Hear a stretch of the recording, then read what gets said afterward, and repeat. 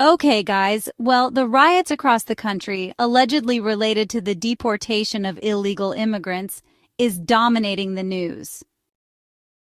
We're going to look at this for a brief moment and then look at some other things happening behind the scenes. The California riots are a funded operation. Ads on Craigslist are offering people $6,500 to $12,500 per week for being a tough badass in LA. It also states that the unit will only be activated when the situation demands it, but you get paid every week, no matter what. Who has money like that to spend on protests and riots, let alone anything for a week's worth of work? Somebody is funding these riots. This isn't the first time that we have seen employment ads for crisis actors and protest organizers. So again we ask, who's paying for it? None of these protests that turned insurrection are about immigration. It's about destabilizing the Trump administration who interfered with their plans for the United States. The riots serve another purpose, which is the payoff. The city then receives billions of federal funding to fix the damage, and they pocket the money. This happened in 1992, 2013, 2020, and now 2025. Taxpayer money is also being funneled through NGOs that goes to these operations that are working against the U.S. and its citizens. So if the LA riots aren't about immigration, why are people burning down LA, especially considering that only 1/3 of the rioters are illegals? The answer is because the media is taking legitimate arrests and selectively choosing who to photograph and who to interview. It started on June 6, 2025, when federal agents including ICE, Homeland Security, FBI, and Bureau of Alcohol, Tobacco, Firearms, and Explosives conducted raids at multiple sites in Los Angeles, including 2 Ambiance apparel locations in the Fashion District and a Home Depot in the Westlake District. The LA Fashion District is a known hub for illegal workers in a sanctuary city, and ICE was not targeting mothers and children. They were raiding an alleged cartel, money laundering, and slave labor scheme at an American-made apparel company. This is not the first time the people they went after have been in trouble either. Next, multiple sources confirm that approximately 83% of USAID programs were terminated by the Trump administration so far.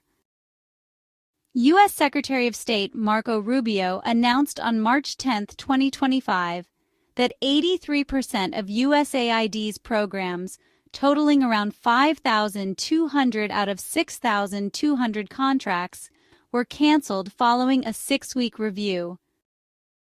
The remaining roughly 1,000 programs, approximately 17%, were transferred to the State Department for administration and oversight.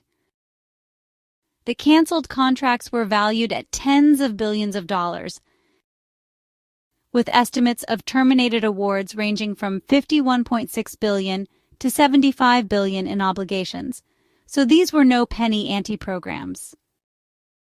The total dollar value of terminated awards was reported as high as $257 billion, and the administration has said that the canceled programs spent tens of billions of dollars in ways that did not serve, and in some cases even harmed, the core national interests of the United States. It hasn't been disclosed, but I wonder if any of the money funded these riots.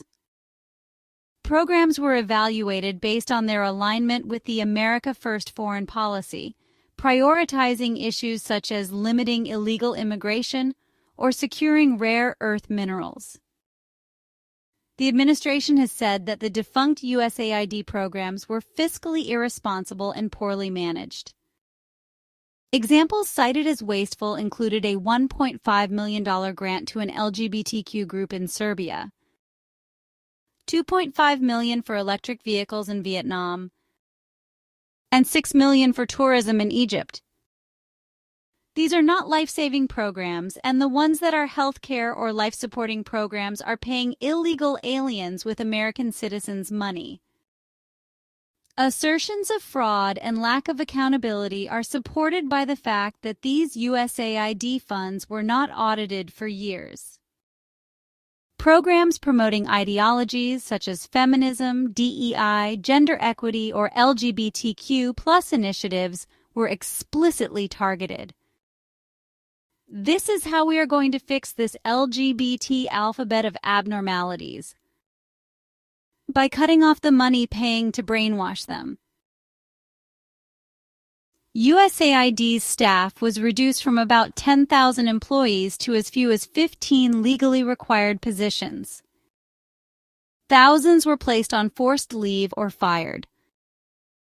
Both Marco Rubio and Elon Musk described the cuts as tough but necessary to eliminate inefficient spending and focus on redirecting funds to domestic needs. I think you are going to like this one, guys.